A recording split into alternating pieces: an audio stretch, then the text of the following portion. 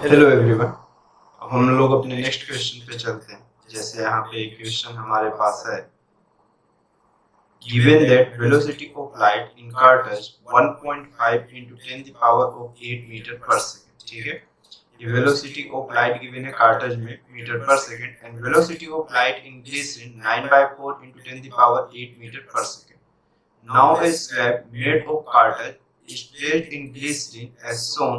The shape of the object produced by slab is। वही question में ये बोल रहा है कि पहले अगर एक कंप्लीटली ऑफ ग्लिसरीन का कैसा था हमारे पास मीडियम था, बीच में कार्टेज आ जाने से ये शिफ्ट हो गया, जो ये ऑब्जेक्ट इस सरफेस से कितने की डिस्टेंस पे है, 20 सेंटीमीटर की डिस्टेंस पे था। तो अब ये कितना शिफ्ट होगा ये चीज हमें बतानी है। ठीक, पहले ऑब्जर्वर से ऑब्जेक्ट तक की कोई डिस्टेंस से बीच में 18 सेंटीमीटर का कार्टेज ऑफ आ जाने से यहाँ पे हमारे पास कितनी ऑफ चेंजेस, क्या चीज की होगी, हमारे पास इस ऑब्जेक्ट की शिफ्टिंग कितनी होगी। तो आपको ये मालूम है शिफ्टिंग इज इक्वल टू कितना होता है, थिकनेस, और 1 माइनस ऑफ क्या होता है मेरे पास, म्यू रिलेटिव होता है, 1 बाय ऑफ म्यू रिलेटिव होता है।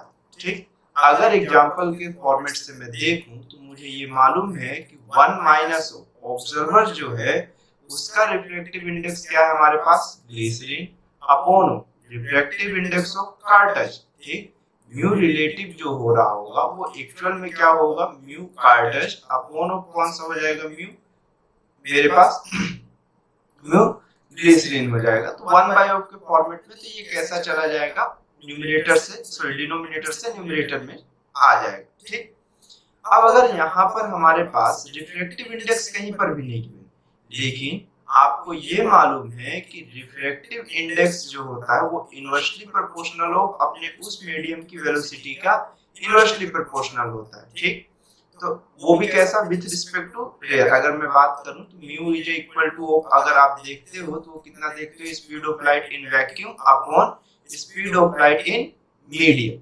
ठीक, तो अगर यहाँ पर से हमें ये चीज पता चली कि जो रिफ्रैक्टिव इंडेक्स होता है वो इनवर्सली प्रोपोर्शनल ऑफ किसका होता है, हमारे पास वेलोसिटी के इनवर्सली प्रोपोर्शनल होता है। अगर क्वेश्चंस के हिसाब से हम देखें तो वेलोसिटी ऑफ हमारे पास किसकी, कार टच की, तो मुझे क्या चाहिए, refractive index of glass upon refractive index of कौन सा चाहिए, कार टच।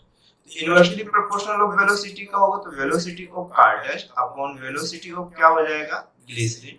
कार्टेज में जो स्पीड है हमारे पास वो कितनी है, 3/2 इंटू 10 द पावर ऑफ कितना है, 8 मीटर पर सेकेंड, और ग्लिसरीन में क्वेश्चन में गिवन है 9/4 इंटू 10 द पावर 8 मीटर पर सेकेंड। ये 10 the power of 8 metre 10 the power of 8 metre cancel out हो जाएगा। ये 3/2 इंटू कितना हो जाएगा, 4/9, और ये कैंसिल आउट हुआ तो ये 3 हो गया और ये कितना हो गया, 2 हो गया। तो यहाँ पे हमारे पास जो mu G upon mu P की वैल्यू आई है वो कितनी आई हमारे पास, 2/3 आई।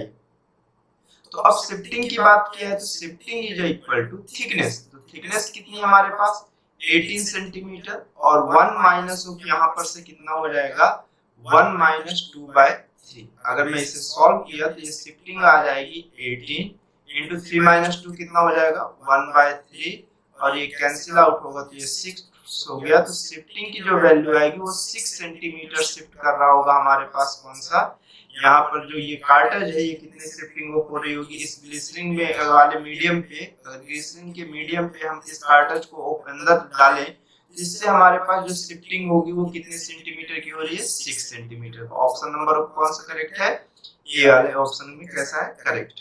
ठीक, उसके बाद नेक्स्ट क्वेश्चन पे हम लोग चलते हैं। नेक्स्ट क्वेश्चन में हमारे पास क्या है,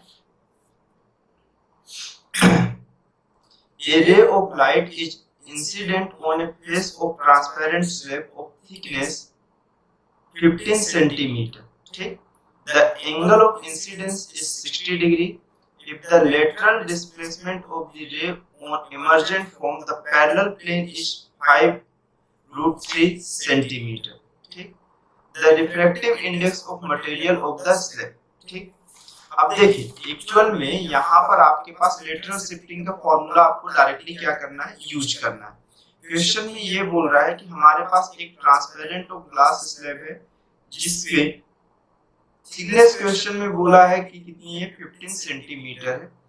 ठीक, अब उसमें क्या बोल रहा है कि मेरे पास the angle of incident ray है, उसमें से एंगल ऑफ इंसिडेंस की वैल्यू कितनी है हमारे पास 60 डिग्री क्वेश्चन में मेंशन किया हुआ है। ठीक, और तो और ये बोला है कि जैसे ये वाली कंडीशंस पे हम पहुंचे तो लो मेरे पास इमर्जिंग फ्रॉम पैरेलल प्लेन से उसका जो शिफ्टिंग हुआ है वो कितना हुआ है 5 स्क्वायर रूट 3 सेंटीमीटर है। तो रिफ्लेक्टिव इंडेक्स ऑफ मटेरियल हमारे पास क्या करना है, बताना है। ठीक, तो इस वाली फॉर्मेट में हमें एक्चुअल में हुआ क्या है देखिए, जैसे आपको ये चीज मालूम है कि जब दो पैरेलल ग्लास स्लैब को हम लोग इस तरह से देखते हैं और इसके इंसिडेंट ऑफ लाइट का मीडियम और इमर्जेंट ऑफ मीडियम अगर सेम है तो हमारे पास इंसिडेंट रे और इमर्जेंट रे दोनों एक दूसरे कैसी होंगी, पैरेलल होंगी। हमें इस मीडियम का रिफ्लेक्टिव इंडेक्स फाइंड करना है। फॉर एग्जांपल मैं ये अज्यूम करता हूँ कि लाइट मेरे पास एयर से चल रही थी। ठीक, अब यहाँ पे नॉर्मल एक ड्रॉ करते हैं, तो लाइट अगर रेयर मीडियम से डेंसर मीडियम में जा रही है तो मेरे पास नॉर्मल के पास से नॉर्मल से दूर, ये एक्चुअल में ऐसे चले जाना था बट ये कैसे आएगी, नॉर्मल के पास आएगी। ठीक, अब नॉर्मल के पास यहाँ पर आएगी तो यहाँ पर से नॉर्मल के पास आई, रेयर से डेंसर में है। अब फिर से वापस लाइट डेंसर मीडियम से रेयर मीडियम में जाएगी तो नॉर्मल से कैसी हो जाएगी, दूर चली जाएगी। ठीक, तो इस तरह से ये यहाँ पर से दूर होते हुए चली जाएगी। ठीक, अब एक्चुअल में ये चीज यहाँ पर से इस तरह से ये रे और ये रे एक दूसरे के पैरेलल है। मेरे पास अब क्वेश्चन में ये शिफ्ट हो गई लाइट। एक्चुअल में लाइट को जाना कहाँ से, अगर ये मीडियम नहीं होता तो यहीं से चले जाना था चुपचाप, लेकिन इस लाइट में मीडियम प्रेजेंट हो जाने के कारण ये लेटरल जो शिफ्टिंग हुआ है वो हमारे पास क्वेश्चन में गिवन है कि वो कितना है 5 स्क्वायर रूट 3 सेंटीमीटर है। इसके लिए आपको एक फॉर्मूला आपका मालूम है कि रिफ्रैक्टिव इंडेक्स सॉरी डिस्प्लेसमेंट जो होता है वो कितना हो रहा है हमारे पास, डिस्प्लेसमेंट इज इक्वल टू, अब हमारे पास होना कितना है कि डिस्प्लेसमेंट इज इक्वल टू हमारे पास कितना होता है थिकनेस इनटू कौन सा sine i minus of r upon कितना होता है यहाँ पर से, ये हो जाता है हमारे पास कॉस आर। ये थिकनेस ऑफ किस फॉर्मूले हमें मालूम है। ठीक है, सॉरी लेटरल डिस्प्लेसमेंट का, तो लेटरल डिस्प्लेसमेंट में वैल्यू डी की गिवन है 5 स्क्वायर रूट 3 और थिकनेस क्वेश्चंस पे कितना गिवन है 15 सेंटीमीटर। वैल्यू बस पुट करते चलते हम लोग, ये कितना हुआ हमारे पास 15 सेंटीमीटर और ये हो गया साइन आई की वैल्यू, इंसिडेंस एंगल की वैल्यू गिवन है क्या, हाँ इंसिडेंस एंगल की वैल्यू गिवन है 60 degree minus r, but angle of reflection की वैल्यू तो हमारे पास क्वेश्चन में गिवन ही नहीं है। अगर नहीं गिवन है तो अब हम लोग इसे कैसे सॉल्व करेंगे, पहले देखिए इसको मैं इससे कैंसिल करता हूं तो ये मेरे पास कितना हो जाएगा 3 हो जाएगा। तो यहाँ पर से अब ये कैंसिल आउट होगा तो 1 by square root 3 is equal to sine 60 minus r upon cos r, यही चीज है। ठीक, अब नेक्स्ट ऑफ स्टेप में 1 बाय स्क्वायर रूट 3 ये हमारे पास कितना हो गया, साइन a माइनस b का फॉर्मूला अप्लाई करते हैं तो sine 60 into cos r minus o cos 60 into sine r, ये फॉर्मूला है।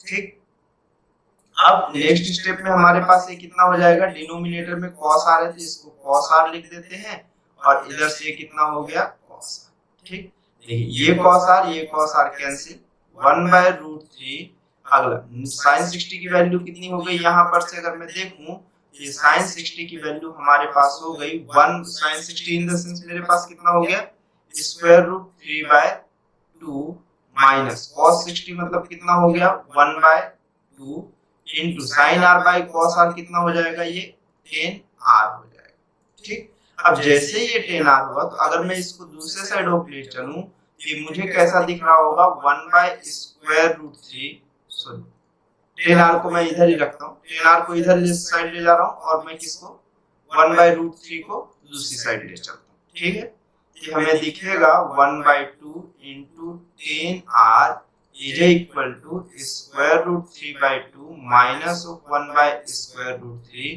तो 1 by 2 into 10r is equal to 3 minus 2 upon 2 square root 3।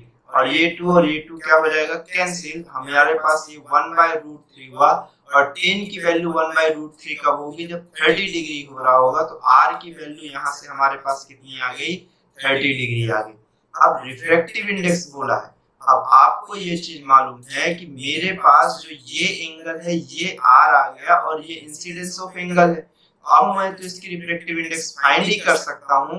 मैं सिंपल सा फॉर्मेट में हमारे पास स्नेल लॉ फाइंड लगा देता हूँ यहाँ पर। ये मेरे पास रिफ्रैक्टिव इंडेक्स ऑफ किस साइड का, ऊपर वाले मीडियम का, जिसका हम लोग रेड कलर से लिख रहे हैं, ये 1 है मैं कंसीडर किया हूँ, क्योंकि क्वेश्चन में अगर मेंशन नहीं है तो सिंपल सा हम उसे क्या कंसीडर कर लेते हैं, एयर कंसीडर कर लेते हैं। तो refractive index of air into sine i is equal to refractive index of कौन सा मेरे पास, मीडियम का, इनटू साइन आर। ठीक, अब देखिए ये मीडियम का रिफ्रैक्टिव इंडेक्स आ जाएगा 1 इनटू साइन आई की वैल्यू कितना है 60 डिग्री, और refractive index of M into sine कितना हो जाएगा आर की वैल्यू 30 डिग्री।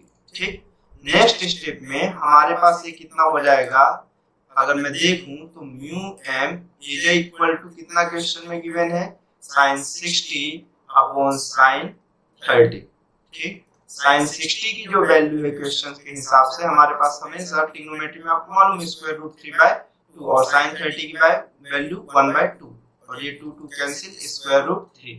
तो रिफ्रैक्टिव इंडेक्स ऑफ मीडियम कितना हो जाएगा, √3, जिसकी वैल्यू हमारे पास क्वेश्चन के हिसाब से कितनी होती है 1.7 समथिंग आएगा, 1.713 का वैल्यूएशन रहेगा। तो वो हमारे पास ऑप्शन नंबर कौन सा है, सी वाला ऑप्शन कैसा हो जाएगा हमारे पास, करेक्ट हो जाएगा। ठीक है, इस हिसाब से हमारे पास जो ऑप्शन करेक्ट हुआ वो कौन सा हुआ, ऑप्शन नंबर सी। ठीक, नेक्स्ट क्वेश्चन पे फिर हम लोग चलते हैं। चलो नेक्स्ट क्वेश्चन पे क्या बोल रहा है, the critical angle of light going from medium A to B is theta. ठीक, मेरे पास कैसा critical angle of light going from medium A to B के लिए जब जा रहा है, तब क्रिटिकल एंगल की जो वैल्यू क्वेश्चन में मेंशन हो वो कितना है, theta. The speed of light in medium A is v, the speed of light in medium b। ठीक, अब क्वेश्चन में क्या बोल रहा है कि स्पीड ऑफ लाइट जो है मुझे मीडियम ए में v है और speed of light in medium b बोल रहा है। ठीक है, एक सिंपल सी फॉर्मेट हम समझते हैं कि जब क्रिटिकल एंगल कब है, जब light going from medium A to B के लिए, जब लाइट मेरे पास कौन से मीडियम ए से कहां के लिए जा रही है, बी के लिए जा रही है, थीटा एंगल ड्रॉ करते हुए। तो speed of light in medium ए, तो ए मीडियम में स्पीड जो होगी लाइट की वो कितनी हो रही होगी, हमारे पास क्वेश्चन में मेंशन है कि वो कितनी है, v है। तो मुझे सेकंड मीडियम के लिए बताना है एक्चुअल। अगर मेरे पास क्रिटिकल एंगल की बात कर रहा है तो इन द सेंस हमारे पास सिंपल सा क्वेश्चन में कह रहा है कि जब लाइट मीडियम ए से मीडियम बी में जा रही है तो ये मेरे पास कैसा क्रिटिकल एंगल बना रही है, मतलब ये कितना क्रिटिकल एंगल, थीटा।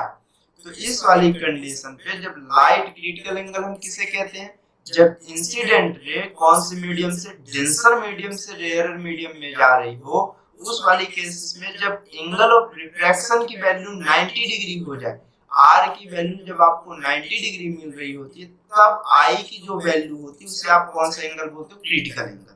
तो मैं इसे थीटा c कंसीडर कर ले रहा हूं। तो इस वाली कंडीशंस पे ये जो मुझे दिखेगा वो r की वैल्यू कितनी रहेगी, 90 डिग्री रहेगी। r की वैल्यू कितनी है मेरे पास, ये 90 डिग्री है। ठीक, तो अगले स्टेप में आपको मालूम है कि refractive index of A into sin theta c according to Snell's law mu A dot sin theta c is equal to, मेरे पास कौन सा दूसरे मीडियम की बात कर रहे हैं, speed of light in medium B। तो रिफ्रैक्टिव इंडेक्स B इनटू कितना हो जाएगा मेरे पास, sin r। ठीक, r की वैल्यू क्वेश्चंस के अकॉर्डिंग मेरे पास कितनी है, 90 डिग्री। तो म्यू A की वैल्यू अभी हमारे पास है नहीं, into sin theta is equal to mu b की वैल्यू हमारे पास अभी क्वेश्चंस पे फाइंड करनी है, इनटू r की वैल्यू कितना हो गया, sin 90, और sin 90 की वैल्यू कितनी हो गई, 1। तो sin थीटा, अब क्वेश्चन में ये बोला है कि the speed of light in medium a is v बोला है, speed of light in medium b पूछ रहा है। तो तो आपको ये मालूम है कि रिफ्रैक्टिव इंडेक्स और स्पीड में आपको एक रिलेशन मालूम है कि mu is equal to C by कितना होता है वी।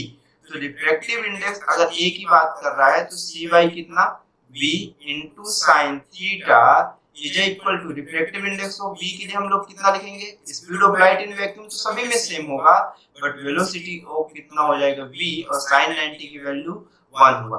तो vb ये c और c क्या हो गया, मुझे कैंसिल आउट हो गया।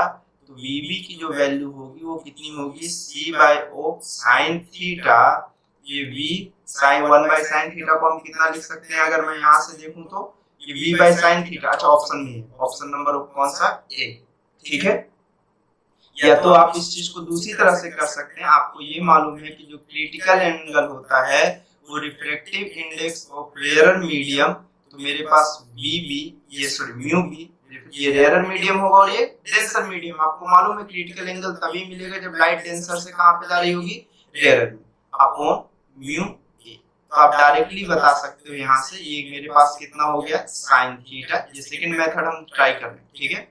म्यू b की वैल्यू आपको कितना होगी c बाई ओ vb और ये कितना हो जाएगा c बाई ओ v, ठीक। c और c क्या हो जाएगा मेरे पास कैंसिल, v बाई ओ कौन सा vb।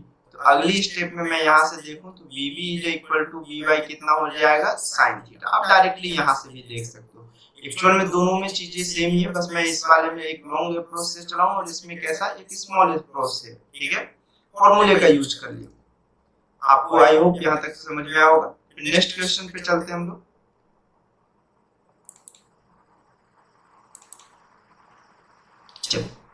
नेक्स्ट क्वेश्चन हमारे पास क्या बोलता है, a light ray is incident, a light ray is incident on a transparent sphere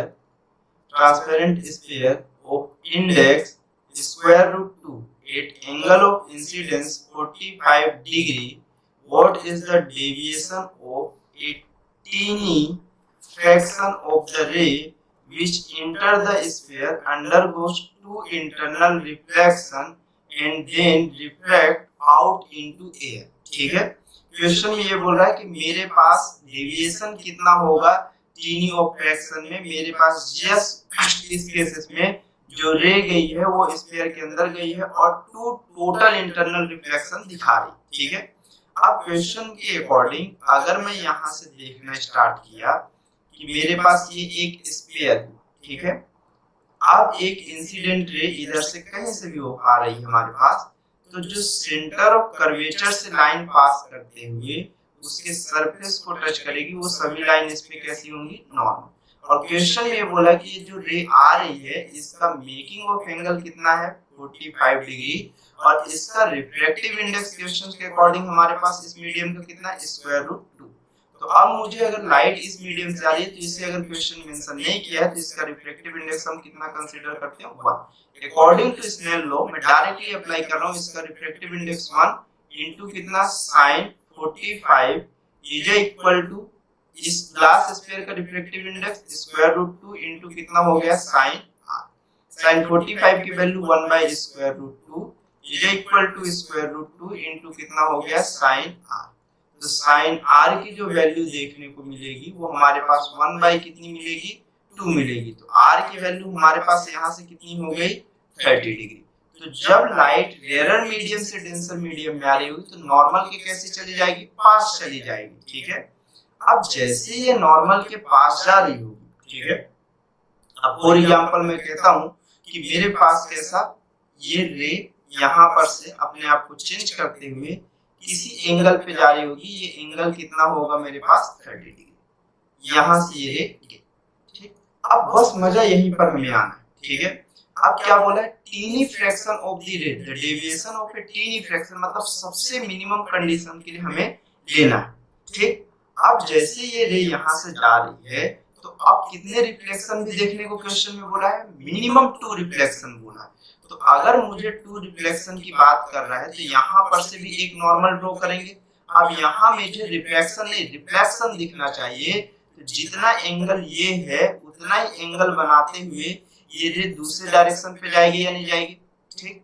जिस एंगल से ये एंगल होगा ये थीटा, यही एंगल बनाते हुए वापस इधर कहीं जा रही होगी या नहीं जा रही होगी। तो सबसे पहले इंपॉर्टेंट चीज कि थीटा होगा कितना। तो देखिए अगर मैं कहूं कि सेंटर है तो सेंटर से सरफेस तक की डिस्टेंस तो रेडियस की इक्वल होगी, ये भी किसके इक्वल होगा, रेडियस के इक्वल। तो इस वाले केसेस में हमारे पास कोई दो एंगल सेम होगा। अगर ये 30 डिग्री है तो इसको भी कितना डिग्री होना पड़ेगा, 30 डिग्री होना पड़ेगा। ठीक, तो सबसे बड़ी इंपॉर्टेंट चीज कि ये भी एंगल हमारे पास ये कितना है, ये एंगल भी हमारे पास कितना दिखेगा, यहाँ से ये मेरे पास यहाँ से ये थीटा की जो वैल्यू दिखेगी ये 30 डिग्री दिख रही होगी। ठीक, अब ये 30 डिग्री हो रही होगी तो ये यहाँ से मेकिंग ऑफ एंगल कितना होगा, इस प्लेन से अगर मैं देखूं तो ये लाइन अगर आगे है तो ये भी 30 डिग्री होगा, इन द सेंस ये भी 30 डिग्री हो गया। तो ये रे जस्ट ऑफ जैसे आ रही होगी तो इस सरफेस के कैसा परपेंडिकुलर डायरेक्शंस पे ये हमारे पास ऊपर की डायरेक्शन में जा रही होगी। ठीक है, ऐसा। ठीक, अब एक्चुअल में जैसे ही ऊपर जा रही होगी तो यहाँ पर भी एक नॉर्मल ऑफ रे हम लोग ऐसे ड्रॉ कर रहे होंगे। अब सिमिलर ऑफ वे में अगर मैं कहूँ कि ये 30 डिग्री है तो ये रेडियस है, ये भी रेडियस है, तो मजबूरी में फिर से हमारे पास कैसा आइसोसेलेस ट्रायंगल के फॉर्मेट से हमारे पास इसकी भी रेडियस कितनी हो रही है, ये भी रेडियस r है, ये भी रेडियस r है। तो इस एंगल को अब मजबूरी में कितना होना पड़ेगा, 30 डिग्री। और जब ये 30 डिग्री होगा तो इस रे को वापस से रिट्रेस करते हुए इसी तरह से लौटना पड़ेगा। तो हमारे पास ये रे इसी तरह से इसी पाथ को रिट्रेस, बस वो ये नीचे की डायरेक्शन में ये कैसे अप साइड ऑफ है और ये एंगल ऑफ कितना बनाएगा, ये 30 डिग्री बनाएगा। अब फिर सिमिलर ऑफ लाइट मेरे पास डेंसर से रेयर में जा रही, फिर वही स्नेल लॉ लगाओगे आप और जैसे ही अप्लाई करोगे तो ये नॉर्मल के साथ मेकिंग ऑफ एंगल जो इसका जा रहा होगा वो कितने डिग्री का जा रहा होगा, 45 डिग्री का, और इस तरह से डेविएट होते हुए बाहर चली जाएगी। तो क्वेश्चन में बोल रहा है कि यहाँ पे टोटल एंगल ऑफ डेविएशन कितना है, what is the deviation of a tiny fraction. तो इसका डेविएशन का वैल्यू कितना होगा। ठीक है, तो इसके डेविएशन की वैल्यू जब हमें देखने को मिलेगी तो एक्चुअल में हमारे पास कितनी डिग्री होगी ये चीज हमें मालूम करनी है। ठीक, अब सबसे पहले डेविएशन की डेफिनेशन के अकॉर्डिंग हमारे पास क्या होता है, लाइट कैसा होता है, जब लाइट मुझे जिस पाथ में जाना हो, ठीक, लेकिन वो अपने पास से कितना डाइवर्ट हो गई उसे हम उसका कौन सा एंगल ऑफ डेविएशन कहते हैं।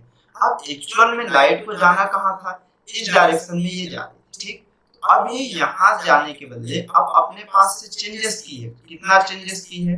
अगर मैं बात करूं कि ये मेरे पास 45 डिग्री है, ये कितना हो गया मुझे 30 हो गया। ठीक, एक्चुअल में जाना कौन सा पाथ था, ये था।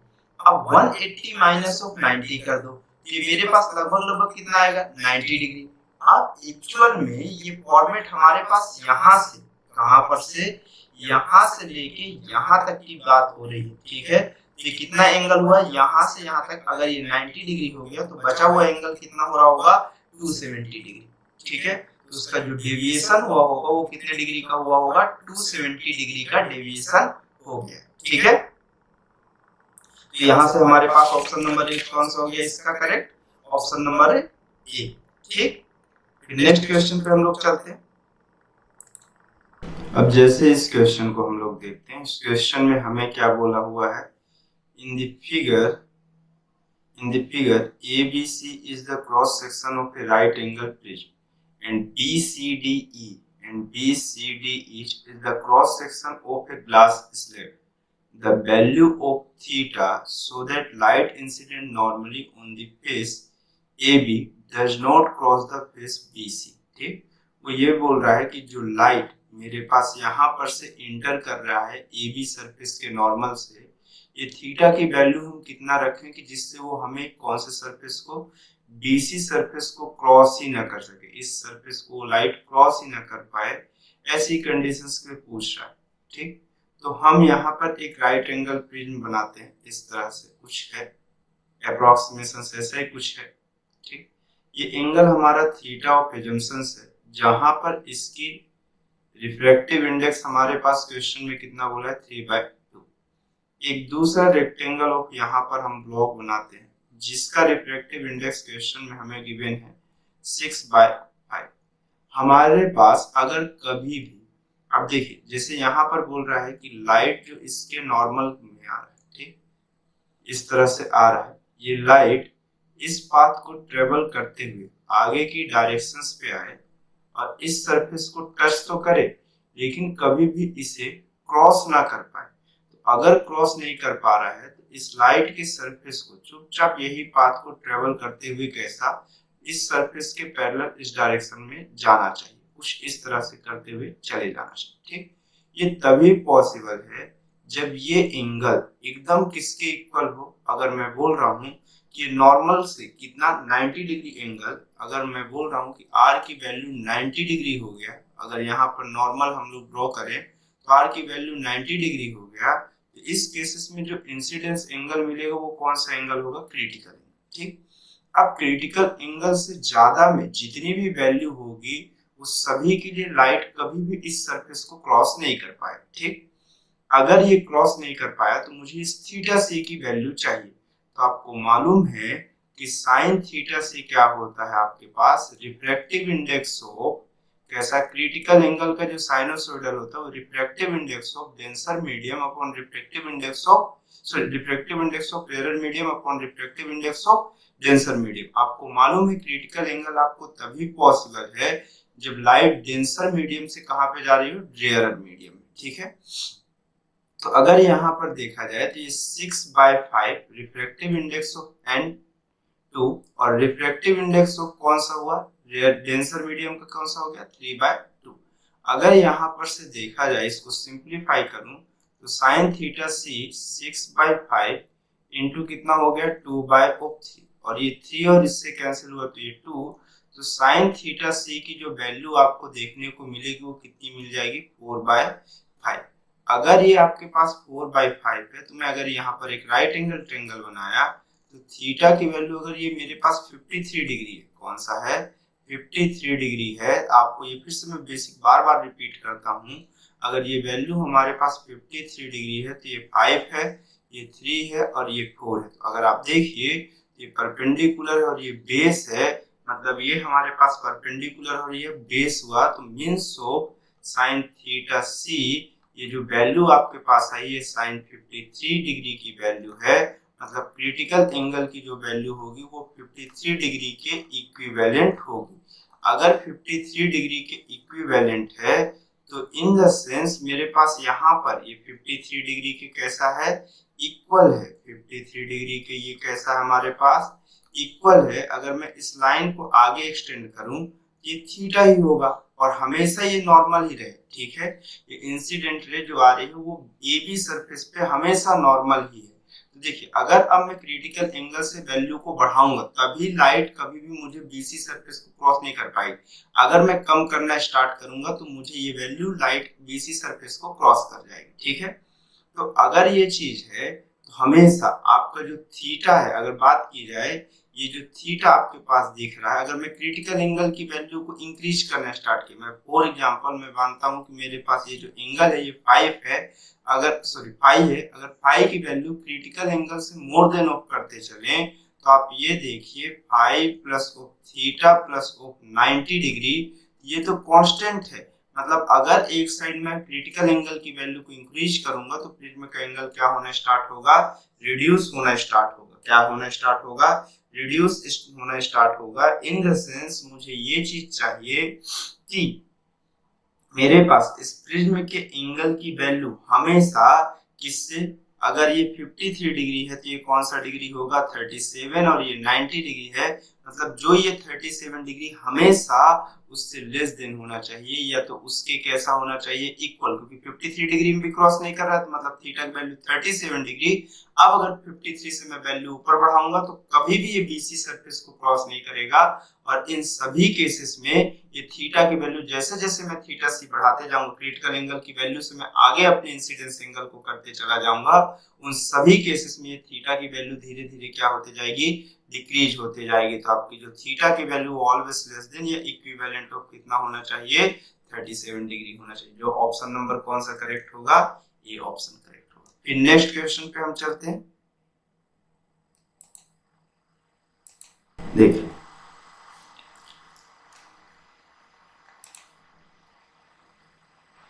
अब जैसे अगर इस क्वेश्चन पे बोला जाए तो इस पे क्या बोल रहा है, a ray of light from denser medium to strike a rarer medium. ठीक है, एक लाइट है जो डेंसर मीडियम से ट्रेवल करते हुए रेयरर मीडियम में स्ट्राइक कर रही है।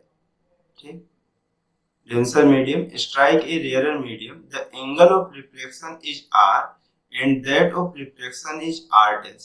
The reflected and refracted ray make an angle of 90 degree with each other. The critical angle will be, तो इस वाली केसेस में क्वेश्चन बोला है कि जैसे एक लाइट किसी भी एंगल से इस तरह से ट्रेवल करते हुए हमारे पास आ रही है, नॉर्मल के साथ उसका मेकिंग ऑफ एंगल कितना है, आई है। ठीक, आफ्टर ऑफ रिफ्लेक्शन ये रे इस तरह से जा रही है, एंगल ऑफ आर है। ठीक है, अब ये इंसिडेंस लाइट यहाँ पर से आ रही है, आफ्टर रिफ्लेक्शन हमारे पास ये इस डायरेक्शन में जा रही है और रिफ्लेक्शन एंगल कितना है, ये आर डैश। ठीक, और दूसरी रे इससे पार्शियली कुछ रिफ्लेक्ट भी हो रही है जिसकी वैल्यू ऑफ यहाँ पर हमारे पास ये कितना है, आर। ठीक है, इस तरह से है क्वेश्चन और बोला है कि रिफ्लेक्टेड रे और रिफ्रैक्टेड रे दोनों एक दूसरे से 90 डिग्री पे हमारे पास प्रेजेंट है। ठीक, अब आपको यहाँ पर ये बोला कि the critical angle will be कितना होगा। ठीक है, क्रिटिकल एंगल की वैल्यू आपके पास कितनी होगी, एक सिंपल सी वैल्यू में आपके पास पूछा। ठीक है, आपको ये मालूम है कि क्रिटिकल एंगल की जो वैल्यू होगी, अगर मेरे पास ये तभी पॉसिबल है क्रिटिकल एंगल की वैल्यू जब हमारे पास लाइट कौन से मीडियम में, रेयरर मीडियम से कहां पे जा रहा हो, डेंसर मीडियम में जा रहा हो। ठीक है, और डेंसर मीडियम से कहां पे जा रहा हो, रेयरर मीडियम में। तो refractive index of rarer medium upon refractive index of denser medium, ये क्रिटिकल एंगल की वैल्यू के लिए का साइनोसॉइडल जो होता है, क्रिटिकल एंगल की वैल्यू का साइनोसॉइडल जो होता है वो refractive index of rarer medium upon refractive index of denser medium होता है। ठीक है, अब ये क्वेश्चन में गिवन है तो लॉ ऑफ रिफ्लेक्शन से आपको एक और चीज मालूम है कि आई की वैल्यू आर के इक्वल होगी, और दूसरी इंपॉर्टेंट चीज आपको ये मालूम है कि नॉर्मल से सभी एंगल ड्रॉ हो रहा है तो R plus R dash plus 90 की जो वैल्यू होगी, ये तीनों एंगल का समेशन वो 180 डिग्री के इक्वल होगी। तो आर प्लस आर डैश की जो वैल्यू होगी वो 90 डिग्री होगी। तो एंगल ऑफ रिफ्लेक्शन की जो वैल्यू होगी वो 90 माइनस ऑफ कितना हो सकता है, आर हो सकता है। या फिर अगर मैं इसी से एक और वैल्यू की बात करूं, आर की वैल्यू, तो कितना होगा, 90 माइनस ऑफ आर डैश। ठीक, इस तरह से ये हमारे पास कुछ कुछ देखने को मिलेगा। आर डैश की वैल्यू 90 माइनस आर होगी, आर की value of 90 minus R dash होगी। ठीक है, यहां तक एक सिंपल सा फॉर्मेट हमें देखने को मिला। अगर मैं ये आई ऑफ एंगल की बात करूं, ठीक है, तो अकॉर्डिंग टू स्नेल्स लॉ अगर मैं देखूं तो मुझे ये चीज देखने को मिलेगी कि साइन आई और refractive index of denser medium, इधर का रिफ्रैक्टिव इंडेक्स मैं म्यू डी लिख देता हूं और इधर का रिफ्रैक्टिव इंडेक्स मैं म्यू आर लिख देता हूं। ठीक है, इज इक्वल टू, अगर नेक्स्ट स्टेप में देखा जाए ये साइन ऑफ मेरे पास कितना हो जाएगा, अगर यहां से देखने की कोशिश करें हम तो ये sine of according to Snell law ये हमारे पास कितना हो जाएगा, म्यू आर इंटू कितना हो गया, साइन आर डैश। ठीक, अगर अच्छे से देखें तो हमारे पास जो ये आई होगा यही किसके इक्वल होगा, आर के इक्वल होगा। ठीक है, अब अगर ये आर के इक्वल होगा तो यहां पर से अगर मैं देखूं तो ये मेरे पास कितना हुआ, mu R upon mu D into of sine कितना हो गया, आर डैश।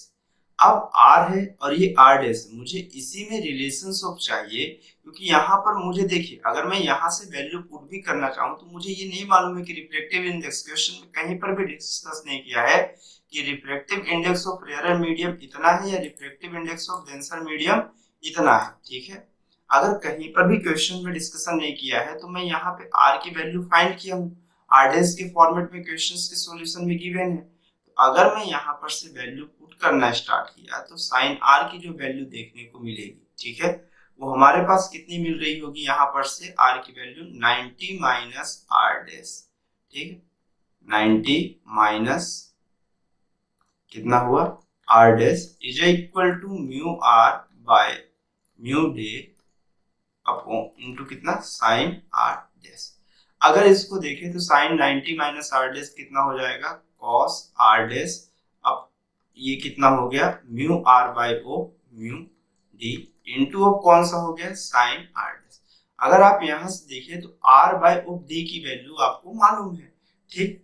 अगर आर बाय ऑफ डी की वैल्यू अगर आपको मालूम है तो यहाँ से आपका काम बन सकता है, ठीक है। अगर आप यहाँ पर से देखना स्टार्ट करिए तो आपको ये चीज देखने को मिलेगा कि आपके पास कितना हो गया यहाँ पर से ये cot R dash is equal to ये मेरे पास कितना हो गया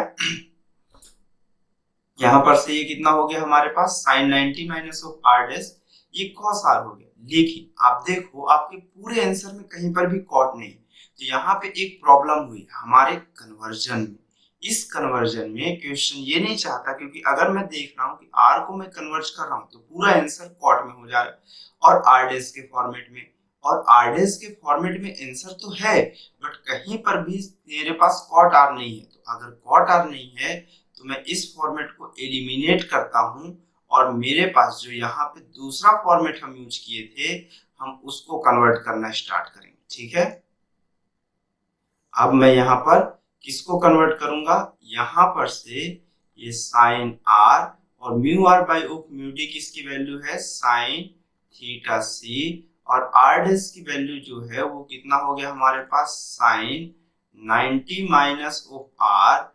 अगले स्टेप में ये साइन आर और साइन 90 माइनस आर कितना हो जाएगा cos R is equal to sine theta C, जहां से हमें ये मिला कि tan R is equal to sine theta C. तो जो क्रिटिकल एंगल की वैल्यू आएगी वो साइन इनवर्स टेन आर आएगी, जो कि ऑप्शन नंबर कौन सा है हमारे पास ए है, ठीक है। अगर वहां से मैं कन्वर्ट करता तो ये sine inverse cot R dash मिल जाता, बस इतना ही होता, बाकी कुछ और एक्स्ट्रा फॉर्मेट यहाँ पर हमें देखने को नहीं मिलता। तो ऑप्शन नंबर कौन सा करेक्ट हो गया, ए नंबर ऑप्शन करेक्ट है, ठीक है। फिर नेक्स्ट क्वेश्चन पे हम चलते हैं। नेक्स्ट क्वेश्चन में क्या बोल रहा है, two transparent media A and B are separated a plane boundary. दो मीडिया है, एक मीडिया ए है और एक बी, प्लेन बाउंड्री सेपरेट किया। The speed of light in media A, velocity of light in media A 2 into 10 the power of 8 meter per second and media of B जो बोल रहा है वो क्वेश्चन में कितना है 2.5 into 10 the power 8 meter per second, ठीक। The critical angle for which a ray of light going from A to B is totally internally reflected. बोल रहा है क्वेश्चन में कि क्रिटिकल एंगल की वो कौन सी वैल्यू होगी which a ray of light going from A to B is totally internally reflect हो जाए, ठीक है। और लाइट कहां से, टू ट्रांसपेरेंट है, इस तरह से है। अब the speed of light in medium ए में और बी में given the critical angle for which, अगर आपको ये चीज दिखे कि वेलोसिटी जो है वो एक्चुअल में होती क्या है कि रिफ्रैक्टिव इंडेक्स जो होता है वो speed of light in vacuum, sorry speed of light in medium with respect to कैसा हम देखते हैं वैक्यूम, और स्पीड ऑफ लाइट जो होती है वो रिफ्रैक्टिव इंडेक्स के एग्जैक्ट इनवर्सली प्रोपोर्शनल होती है। तो अगर मैं यहाँ से देखना स्टार्ट किया कि refractive index of A upon refractive index of B अगर मैं देखा तो मुझे ये चीज देखने से पहले एक सबसे इंपॉर्टेंट चीज ये है कि जिधर मेरे पास वेलोसिटी सबसे ज्यादा होगी उधर की डेंसिटी सबसे कम होगी, और जिधर की वेलोसिटी सबसे ज्यादा होगी उधर की डेंसिटी सॉरी जिधर की वेलोसिटी सबसे ज्यादा होगी उधर की डेंसिटी सबसे कम होगी। रिफ्रैक्टिव इंडेक्स सबसे कैसा होगा, कम होगा, बट जिधर की वेलोसिटी सबसे कम होगी उधर की रिफ्रैक्टिव इंडेक्स ज्यादा होगी। तो आप देखो, क्योंकि आप ये रिलेशन से देख सकते हो कि refractive index is inversely proportional of velocity. अगर ये चीज है तो आपको यहाँ समझ में आ रहा है कि वेलोसिटी ऑफ जो v है वो कैसा है, less than of velocity of v है, मतलब refractive index of a is greater than of refractive index of कितना होगा v। तो अगर आपको क्रिटिकल एंगल चाहिए तो आपको ये मालूम है कि रिफ्रैक्टिव इंडेक्स ऑफ कौन सा मीडियम का, ए मीडियम का या बी मीडियम का, रेयर मीडियम का अपॉन रिफ्रैक्टिव इंडेक्स ऑफ कौन से मीडियम का, डेंसर मीडियम का। क्योंकि आपको ये मालूम है कि क्रिटिकल एंगल का जो साइनोसॉइडल होता है वो रिफ्रैक्टिव इंडेक्स ऑफ किसका ratio, rare medium upon refractive index of denser medium के रेशियो के इक्वल होता है। तो अगर मुझे ये चाहिए तो आपको मालूम है कि अगर mu B upon mu A चाहिए तो velocity of V B inversely proportional और ये VA हो जाएगा। तो VA की वैल्यू 2 इंटू 10⁸ है और VB की वैल्यू 2.5 इंटू 10⁸ है। ये कैंसिल आउट हुआ। तो अगर मैं चाहूं तो इसे 20/25 भी लिख सकता हूं। मतलब ये कितना हो गया मेरे पास, ये हो गया हमारे पास 5 4 जा और ये कितना हो गया 5 5 जा। तो साइन थीटा सी की जो वैल्यू आएगी वो 4 बाई कितना हो जाएगा 5। तो यहाँ से थीटा सी की जो वैल्यू होगी वो साइन इनवर्स कितना हो जाएगा 4/5। हिंस ऑप्शन नंबर कौन सा करेक्ट हो जाएगा, इस हिसाब से हमारे पास सी ऑप्शन कैसा हो जाएगा, करेक्ट हो जाएगा। ठीक है, फिर नेक्स्ट क्वेश्चन पे हम चलते हैं। अब जैसे इस क्वेश्चन पे देखते हैं हमारे पास क्या बोल रहा है कि एक स्मॉल ऑब्जेक्ट है, a small source of light है जो कैसा 4 metre below the surface of a liquid of refractive index, इसकी वैल्यू कितना है क्वेश्चंस के अकॉर्डिंग 5/3 है। इन ऑर्डर टू कट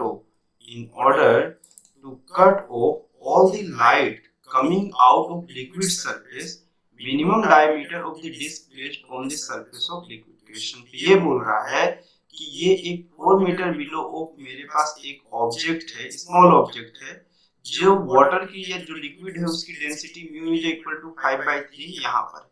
तो इस ऑब्जेक्ट की लाइट बाहर ना आ पाए तो कितने डायमीटर का हम यहाँ पर एक ऑब्जेक्ट या प्लेट रखें। तो अगर क्वेश्चंस पे ऐसा कुछ बोल रहा है तो आप एक चीज समझो कि लाइट एक्चुअल में आ कहाँ से रही होगी, डेंसर मीडियम से रेयरर मीडियम में जा रही है, क्योंकि ऊपर साइड जो मीडियम अगर क्वेश्चन में कुछ भी नहीं मेंशन हम उसे क्या कंसीडर कर लेंगे, एयर कंसीडर कर लेंगे।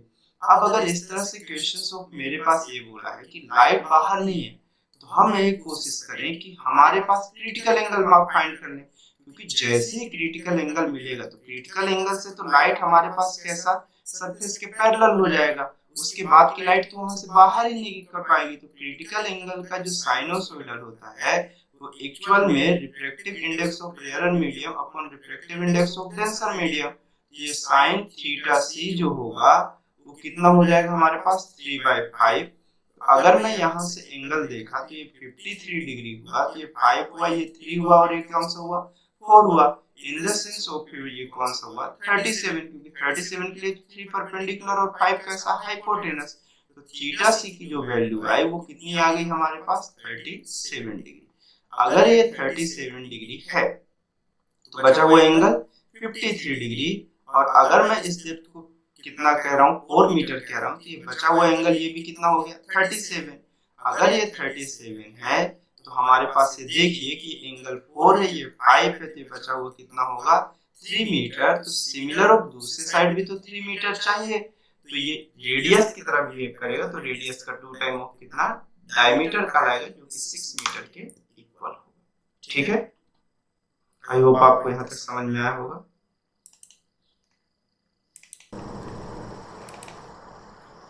अब जैसे इस क्वेश्चन की बात करें तो इस क्वेश्चन में हमें क्या बोला, एक cubical block of glass of refractive index n1 is in contact with the surface of water of refractive index n2. ठीक, a beam of light is incident on vertical face of block, see figure. After refraction, a total internal reflection at the base and refraction at opposite vertical face, the ray emerges out at angle theta. The value of theta is given by. तो question में इस तरह से बोल रहा है कि एक रे मेरे पास इस तरह से आई।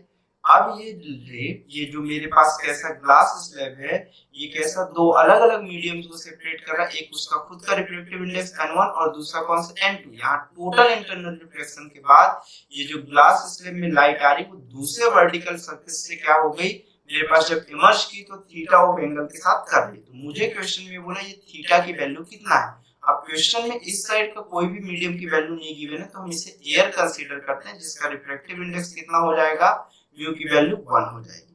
अगर क्वेश्चन में ये थीटा पूछ रहा है तो सबसे ज्यादा इंपॉर्टेंट पोर्शन मेरे पास ये होता है कि मुझे थीटा काउंट कैसे करूं।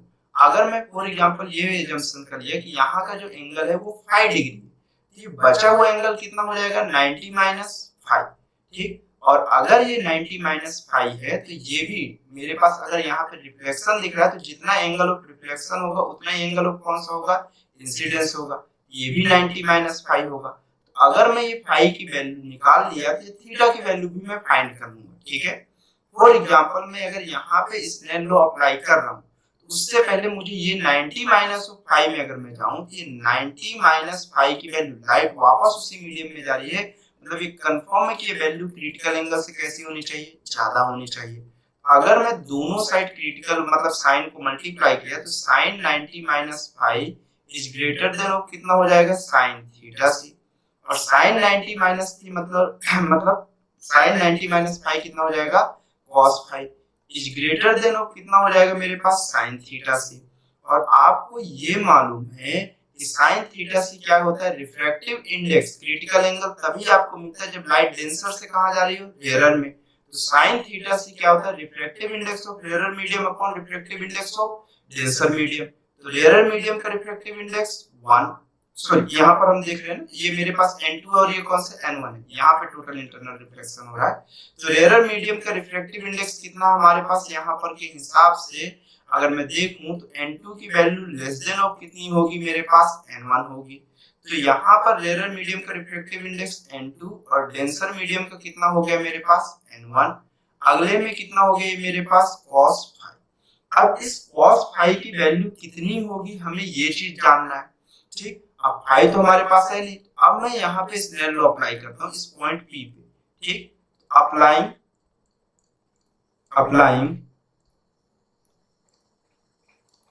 स्नेल्स लॉ, ठीक। अगर मैं स्नेल लॉ अप्लाई करता हूँ तो मुझे ये चीज दिखेगा कि साइन फाइव और इस साइड का रिफ्रैक्टिव इंडेक्स कौन सा है, n1 इज इक्वल टू दूसरे साइड का रिफ्रैक्टिव इंडेक्स कितना, 1 इंटू साइन थीटा। मुझे फाई की वैल्यू चाहिए तो sine phi is equal to कितना हो जाएगा, ये मेरे पास साइन थीटा बाय n1, ठीक। और साइन फाई चाहिए और मुझे यहाँ पे है क्या, चाहिए cos फाई और आ रहा है वैल्यू मुझे किसकी, साइन फाई की। तो आप इसको कन्वर्ट कर लो ना, आपको मालूम है cos phi is equal to square root 1 minus sine square कितना होगा, फाई। अगले स्टेप में स्क्वायर रूट ऑफ 1 माइनस ये कितना हो गया, sine square theta upon n1 का स्क्वायर, ठीक। इस वैल्यू को आप उठाओ यहाँ पे पुट करो तो आपके पास ये वैल्यू हो जाएगी स्क्वायर रूट 1। अब मैं इसको सॉल्व करता हूँ तो मैं डायरेक्टली एलसीएम लेके सॉल्व करते हुए चलता हूँ, ठीक है। हमारे पास इतनी मैथमेटिक्स हमसे बनती है कि हम इसको एलसीएम लेके सॉल्व करें। n1 का स्क्वायर माइनस कितना हो जाएगा, ये मेरे पास साइन स्क्वायर थीटा और डिनोमिनेटर से n1 का स्क्वायर है तो इसको बाहर निकाल लेंगे तो n1 हो जाएगा is greater then n2 bye n1 और n1 क्या हो गया, कैंसिल। स्क्वायर रूट को दूसरे साइड भेजिए तो n1 का square minus sine square theta is greater than of n2। तो नेक्स्ट स्टेप में n1 स्क्वायर, अब मैं इस साइन स्क्वायर थीटा को दूसरे साइड ले चल रहा हूँ, ये मेरे पास minus of n2 greater n2 का कैसा हो जाएगा, स्क्वायर। और ये कितना हुआ, सॉरी स्क्वायर रूट यहाँ से हटाया ना तो ये मेरे पास इधर स्क्वायर आएगा, ठीक है, मैं भूल गया था। तो मेरे पास ये कितना हो गया, ये साइन स्क्वायर थीटा, ठीक। तो नेक्स्ट स्टेप में जब मैं इस स्क्वायर रूट को दूसरे साइड लेके जाऊंगा तो sine theta is less than of square root n1 square minus of कितना हो जाएगा, n2 स्क्वायर। तो साइन थीटा की value always be less than n1 square minus of n2 square, जो कि ऑप्शन नंबर कौन सा है, ये मेरे पास ए वाला ऑप्शन करेक्ट होगा, ठीक है। फिर नेक्स्ट क्वेश्चन पे हम लोग चलते हैं। तो अब जैसे इस क्वेश्चन में क्या बोल रहा है, ए वर्टिकल पेंसिल ऑफ रे come from bottom of tank filled with liquid when it is accelerated with acceleration 7.5 meter per second square, the ray is being be totally reflected by liquid surface. What is minimum possible refractive index of liquid? Question में ये बोल रहा है कि एक container इस तरह से हम पहले लिए, ठीक है, अब इसे कंप्लीटली लिक्विड से पहले फिल किए। एक पेंसिल इधर बॉटम पे हमारे पास ऐसे रखी हुई है, इस तरह से, ये बॉटम पे इस तरह से रखी। अभी लाइट कंप्लीटली ऐसे ही चली जा रही क्योंकि एंगल ऑफ रे मतलब जो इंसिडेंस एंगल का इंसिडेंस एंगल होगा वो मेरे पास 0 डिग्री होगा। तो रे विथआउट ऑफ डिफ्लेक्शन किसी भी कारण से ये सीधे स्ट्रेट ऑफ किसी डायरेक्शन पे आती चली जाएगी। अब क्वेश्चन में ये बोल रहा है इसे एक्सेलरेट किया गया कितने से 7.5 मीटर पर सेकेंड स्क्वायर से, ठीक। अगर इस लिक्विड कंटेनर को मैं इस डायरेक्शन में एक्सेलरेट कर रहा हूं तो मुझे ये कुछ अलग तरह से दिखाएगा या नहीं दिखाएगा, ठीक। अगर मैं इसे एक्सेलरेट कर रहा हूं ये कुछ ऐसा दिखेगा मुझे। देखो अगर ये कंटेनर को इस डायरेक्शन में एक्सेलरेट कर रहा हूं, एक सिंपल सी भाषा आप समझो कि अब मेरे पास जैसे मैं इसे एक्सेलरेट करूंगा तो एक सूडो फोर्स लगना स्टार्ट होगा मेरे पास, जिसके कारण ये लिक्विड अपने सरफेस को क्या करना स्टार्ट करेगा, चेंज करना स्टार्ट करेगा। ये कुछ इस तरह से मेरे पास इस सरफेस का डायरेक्शन दिखेगा, ठीक, कुछ इस तरह से दिखेगा। मैं इस रे को थोड़ा सा हटा देता हूं, ठीक। अगर मैं इस चीज को देखूं ये लगभग लगभग कुछ अच्छा सा डायग्राम में बना दे रहा हूं, ठीक। ये नॉर्मल कुछ इस तरह से ये पेंसिल है, ठीक है,